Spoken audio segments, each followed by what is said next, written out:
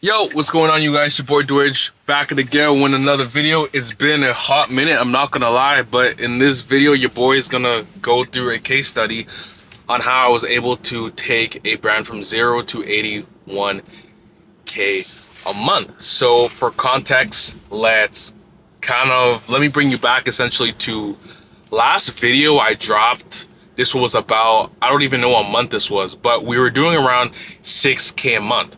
Now, the reason why we're doing 6K a month, like later when I was doing my feedback loops and analyzing the performance of this brand, I realized that we were targeting basically the audience that everybody else was targeting, using the exact same messaging. And to give context, honestly, I'm gonna actually tell you guys, I wasn't planning on doing this, but I think it'll be a good lesson if I kind of explain to you what problem I was solving, just so it makes sense on the new approach that I used to scale the business up. So what we were actually targeting, or the problem that we were trying to solve with our product, was plantar fasciitis. If you guys know what plantar fasciitis is, it's a chronic heel problem that people can experience, to be honest, at any stage of life. But majority of the competitors selling my product were selling it to people around 30 to, honestly, anyone over 30, really, just older people. And that was like everybody's main angle. They were just targeting it, like women, men, whatever. They're just saying, yo, you have plantar fasciitis, it's chronic heel pain. The root cause is structural, blah, blah, blah. I'm not going to go through the whole root cause because there's no point, but all you have to know is that the root cause, people are just saying it's structural, it's from this and that. And that's how every single competitor was basically marketing, and including myself for the first week or two when I was actually running the product. And I saw basically no success. I was doing like $100 or like $300 a month or whatever breaks down to like 6K a month divided by 30 days, whatever. I don't know what that exactly was, but I wasn't doing much scale with the product. And it wasn't until I came across a video on YouTube and realized that what I was doing this whole time was doing, again, obviously I just mentioned, I was doing what everyone else does when they are selling a product. And in my opinion, doing this, selling the product the exact same way, same avatar, same angle as everyone else, is low-key worse than ripping content, in my opinion. Or to us, the same thing. And the reason being is because you can't expect to outcompete your competitors if you're saying the exact same thing. It's pretty simple concept, but at the time when I was, making the creatives, I was like, yo, I'm cooking right now. And I realized, yo, I'm not cooking because I'm just basically regurgitating what everybody has already heard. And the biggest takeaway that I realized, or biggest takeaway that I realized doesn't make sense, but the biggest thing I realized is you can't, the whole concept of, no, I'm not gonna say it like that. I already basically said that, but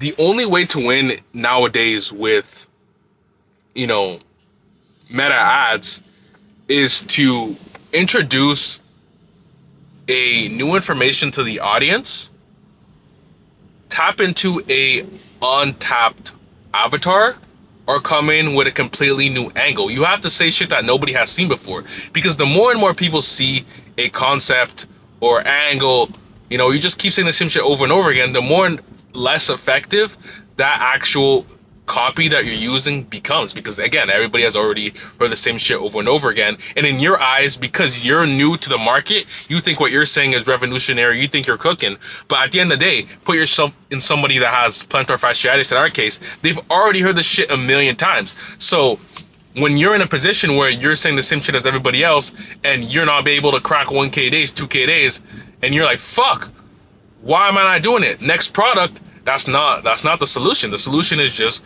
to find an untapped avatar, untapped angle, or find some new information to give to the audience. And that's what I did unknowingly.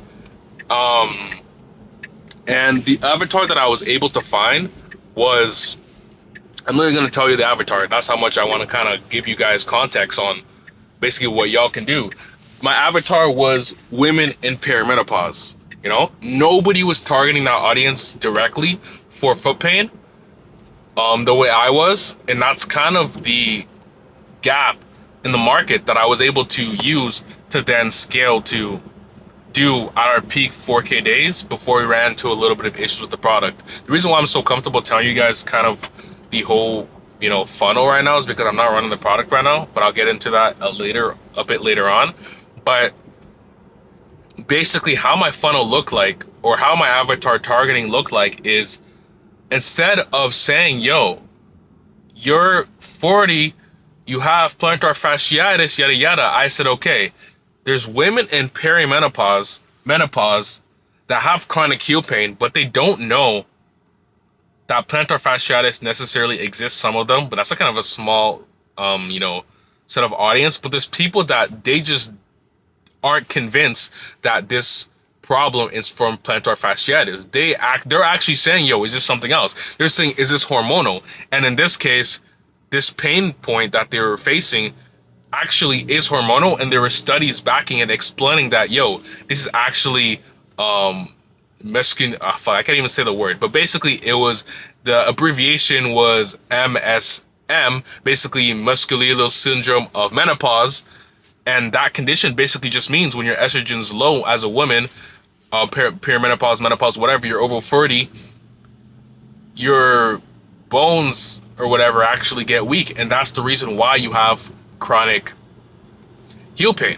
Everybody else says it's just plantar fasciitis. Everybody has heard plantar fasciitis. Everybody knows for the most part what plantar fasciitis is. But I come in and I tell you, yo, this is actually because of menopause. And, nobody has heard that before. So within the first day of me launching ads, I was able to come in and basically do budgets every single fucking day. Until we had to, switch up our marketing and shit like that. But nevertheless, that just shows you that you really need to look at what the fuck's going on here. Fuck, there's some bullshit going on here. You really, hold on. Yeah, I think I gotta switch lanes. Some bullshit going on.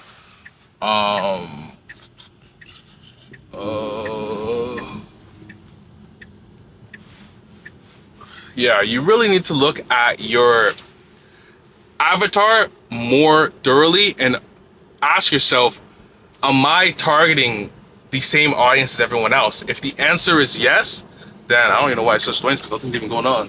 If the answer is yes, then you likely need to reevaluate your decision and just go in depth and do some more product research, or not product research, avatar research. And everybody talks about Reddit for avatar research, and Reddit is good and it's a good place to start.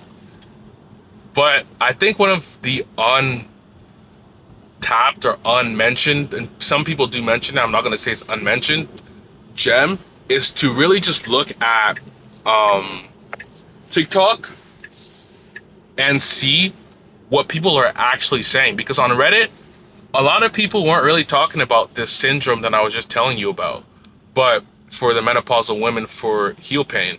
But on TikTok, there is a bunch of viral videos of people talking about it. And when I went on the ad library, no one was mentioning that. So that's when I realized, okay, there's a gap here. Let me exploit it. And the way I exploited it as well was another untapped way of marketing that a lot of people don't really do. Everybody in the space for plantar fasciitis with, again, the chronic foot pain, heel pain, all their ads are VSLs. It makes sense though, because it's a very sophisticated market. They tried so many solutions. You kind of really have to hone in and fully explain why your mechanism is different. Otherwise, people aren't going to be bought into the solution, because again, there's millions of fucking solutions in the world. But in my case, I realized that on TikTok, and again, this is kind of something that you guys have to also pay in mind when you are marketing, there are different content styles that your audience already consumes. If you're able to mirror that type of content in your advertising, you're gonna win. Rather, because people, women in perimenopause specifically, they're not watching VSLs just for fun. Yeah, they watch like long form like soap operas, but they don't want to watch a VSL. Like nobody wants to fucking watch a VSL. You gotta watch it because you were able to hook them in. You give them information that they want to know. But the method that I was using is I noticed that these women like to consume this style of like this meme style of 6-second video where basically the influencers are usually doctors and these videos are going viral and they're basically doing a belief shift in kind of a meme style. So they're basically just saying, for example, this is kind of like a viral or winning hook. You guys can probably use this if you guys want to tap into this industry, or this niche or whatever you want to call it or market. But my belief shift, it would literally be me. I hired a UGC creator on Fiverr, a woman around like her 40s, looks like she's in perimenopause, like to just relate to obviously the avatar. I made her basically just grab her foot, as if to mimic the foot pain, because people do when they have foot pain the first time in the morning, they stand up and they grab their heels. I made that lady do that, and then that sounds crazy, but I made her do that, and then I literally put on it was a 6-second video. 6-second video. I put on the screen. It literally just says, "Yo, what was it? It was like something about, but I don't remember verbatim, honestly. But it was something just saying, "Yo, plantar chronic heel pain isn't plantar fasciitis." Or no, I said chronic heel pain, is actually a syndrome of the syndrome of menopause that I mentioned earlier, and I also wrote like a little bit of like, "Yo, doctors never told you." I don't know what I wrote, but basically I just wrote the belief shift. I don't remember it verbatim. I might put it on the screen. I low-key might not though, but you guys kind of get the picture. It's basically the same concept of why the statics work very, very well with the long copy, and I was also utilizing the long copy with the meme style, so that's why it was able to, do very, very well. And again, like I said, it's a style that people don't really do. I haven't really seen a lot of people do that. I've seen one other company do that after I started doing it. I thought I low-key pioneered that shit, but it seems like people or only one company. I might shout them out. Whatever. I'm trying to give game today. So if you guys want free game on different concepts that you can kind of create, and I'm pretty sure this can be used with any brand, just search a BB company. They have amazing ads. They use, similar concepts, but it's the same concept that you use when you are using a static with long form copy to an advertorial. That was my whole funnel. I had my, majority of my ads again were this meme style 6-second video with the belief shift. My top ad was able to spend 50K at a 2 hours. It outperformed my VSL. My VSL, I can only spend 4K. Granted, my VSL probably wasn't the best, and I kind of stopped running VSLs because it was in a way less profitable. It wasn't less profitable. I'm just saying the way I'm trying to say it is that it wasn't less profitable, is that it was more costly to make this VSL. Like, it took my editor, a couple hours to make that shit. She's getting paid per hour. I had to get the spokesperson, which cost, long videos like 300, 400 video, but these shorter videos, all I have to do is to get the person to grab their foot. That shit cost, $30 to $60 per video, depending on how many I'm getting. So it was just more cost effective to do it that way. And that was my whole funnel. As you can see, my whole marketing for this business, from the avatar to the angle to even the format of copy that I was using, was fully, things that people just didn't do. Like, people don't do that, People just don't do it because, one, they might not know. Two, it's just more seen or more known to just make a VSL for that, that industry. That's just what people know of, and that's what everybody does. So 2 lessons already in this video is that when you're in this dropshipping game, the winning formula is just saturated product, find a untapped avatar angle or provide them with new information, and then you can choose what medium or what concept style you want to use. If you want to use a VSL, cool. If you want to use a static, cool. If you want to use the style that I mentioned, the 6 second, um, you know, meme style or whatever, use it. But then bring it to an advertorial. The advertorial was like a story about a doctor explaining her discovery or whatever.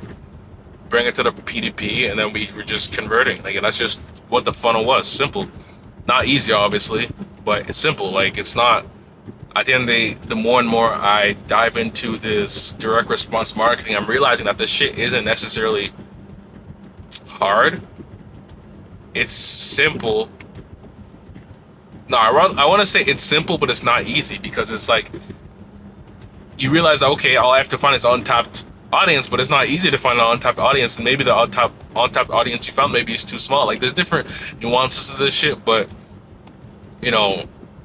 all you have to know from what I wanted to kind of relay in this video is, for anyone that's currently selling a product or is having issues trying to scale a product, just look at your avatar. It's never for the most part, the product. A lot of y'all have really good products. A lot of y'all that DM me on Discord have good products. The main thing is that your avatar that you're targeting might just be who everybody else is targeting. Just try to find an untapped audience. Now, I've said that too many times, so I'm gonna try to shift gears to something else that really helped me scale, and that is analyzing your feedback loops. So feedback loops, if you guys don't know, is basically you going back and analyzing your winning and losing ads to understand, or basically just trying to gather learnings on why this did well and why this didn't do well. And that's literally what allowed me to scale up the brand. Basically, I'd find one ad that said this, I'd say, okay, this is working, okay, let me say it in a different way. And then, like, that sounds so simple, but it's really like just you analyzing your ad. Maybe you might have to throw it into ChatGPT just to understand why your shit didn't win. And you might realize the reason why your shit didn't win is because you forgot an aspect of your winning ad. Like, for me, I had a couple winning ads. I had, I think, around like 15 winning ads that spent a lot, and I could just analyze that shit fully in depth. And then from there, I had a framework, and anytime an ad was losing, I'd be like, yo, look at my winning ad framework from all my winning ads, and chat, tell me why the fuck this isn't working. And obviously, like, chat is gonna get it wrong sometimes. Obviously, don't like just rely on chat. Like, you also have to use your own, your own knowledge of the product, your own knowledge of just business in general or direct response marketing, to understand why it's not working. But just doing that alone allows you to save a lot more money, or a lot more time rather, and just pumping out shitter ads. And in that as well, you don't have to go ahead and pump out 20 ads a day. Like, in the beginning of that brand, I was dropping so many fucking ads a day, and then a lot of them, my hit rate was pretty shit. And then the more and more I analyzed feedbacks, like, I was going like, I'd make 5 ads. Out of 5 ads, one of them was a winner for a good duration of time. And that's what, again, allowed us to scale up to 1K a day and spend. At peak, we were spending 1.5K a day. We were doing anywhere from 2 to 3 to even 4K a day, to a healthy like 2 to 2.5 to 3 ROAS. At the peak, it was like 3 ROAS consistently every single day, until we had a little bit of issues with the brand. I was gonna tell you guys about the issues, but I don't think it's beneficial, honestly. All you guys have to know from what I encountered there, because I'm not running the product anymore, is that make sure that you guys do your due diligence with the product you're selling, and make sure to actually is able to satisfy the desire. Obviously I knew this, but I thought the product would satisfy the desire a bit more than it did. And I tried to do, I was going to actually do some R&D to it and actually improve the product, but the minimum MOQ for that shit was dead ass more than the profit that we made with the brand at the time. And I'm like, am I really gonna invest my own personal capital into this motherfucker? And I'm like, I'm just better off using the learnings that I learned on direct response marketing with this brand, because honestly, this brand taught me so much, and I'm like, I might as well do that. Cook up another brand from that shit. I don't even want to say brand because it was literally just a store. Cook up another store, get that store to profit around like let's say 200K or whatever. And if that new product that I run needs, you know, some R&D, or I need to fix a formulation or whatever, then cool, let's do it. But the reason I couldn't do that for that product is because it was a device. I guess you guys can probably find out what product I was selling if you really wanted to. I don't really care. You guys can probably cook up some money with it, but like you're probably gonna get fucked because again, the product doesn't necessarily satisfy the desire. I'm pretty shocked that we didn't get run into a lot of issues with fulfillment. We had some we just refunded a few people, not a few, but we refunded some people, but we didn't encounter that many problems. So I think the product low key did satisfy the desire to, like, it was a mediocrely satisfied desire. And I just wasn't fucking with the feedback from the product. That's why I wanted to improve it. I want to make it a lot better. Like, I think the product probably satisfied the niggas out of like a 4 out of 5, 4 out of maybe 6 out of 10 max. Like, it could have been a lot better. Again, we couldn't do it. The MOQ was high as fuck because it was a device. But I think if we were selling a supplement, the MOQ would be a lot cheaper, even if it was 1,000 MOQ, and we could have dead assed, probably, ran it up. But it is what it is. Like, lesson learned. I learned so much from, again, just avatars to feedback loops, using alternative, I guess you can call it, content styles, and just so much more, guys. Like, you don't even know how much you can learn just from a product test when you just try to do this shit a bit differently. Like, try to like go against the grain of what everybody else says. Like, everybody else that you watch on YouTube is, for the most part, there's a lot of good game on here. I'm not gonna lie. Like, there's Spencer, there's Sean, there's a bunch of different other boys, Anthony. Like, there's a bunch of different boys, dropping game on here. But for the most part, like, the first entry level dropshipping videos you're probably gonna see that's gonna get the most views, because everything else, like, once they actually start dropping game, is very niche. Like, it's only if you're really doing this shit you really find out about them. You're just gonna be told to just rip content, don't give a fuck about anything else, and that's just the whole game. But that game can only take you so far. You can pop winners, you can definitely make money with it, but the issue with that is that you're not going to understand why your tests work or why the product work. You're not going to understand anything about that, and that's kind of why I like so much that I was able to understand what, a good feedback loop was with that product. Because if I didn't do that, one, I wouldn't even been able to scale that shit up to 81K until we, to the point where we, shut shit down. But two, I just would, my next test after that, I would just continuously just spam ads. Like, now I don't really make that many ads a day. Like, I still have another store that I'm running that's doing decent right now. I won't talk too much about that because that's not the point of this video. But with that brand, that one's actual brand, because it has, like, we actually have a decent brand presence with that one. I don't make that many ads a day anymore. I just focus on making the best ads as possible. Like, if I make one ad for the day, 2 ads for the day, I'm pretty happy with it, because those ads, I know I'm putting my best foot forward, and from there I'm analyzing those thoroughly just to make sure that I'm, again, making the best ads as possible. So that's kind of like the mindset shift that I'm making with this e-com stuff. I've went very deep in this direct response marketing and in the last, I guess, couple months. That's kind of why I haven't posted for, I guess, now anybody that actually fucks with me, been watching the channel for a minute, is probably here. Everybody else probably dropped off, but that's why I stopped posting, because I realized this YouTube shit, like, although I enjoy making the content, and the reason why I actually picked up the camera is because a few people were telling me, yo, they actually genuinely fucking with the video. And I had one convo with somebody yesterday, and he was telling me I genuinely inspired him. Like, shout out him. Because he's saying he's having a bad time with ecom, and because I was being transparent, it allowed him to keep pushing, basically.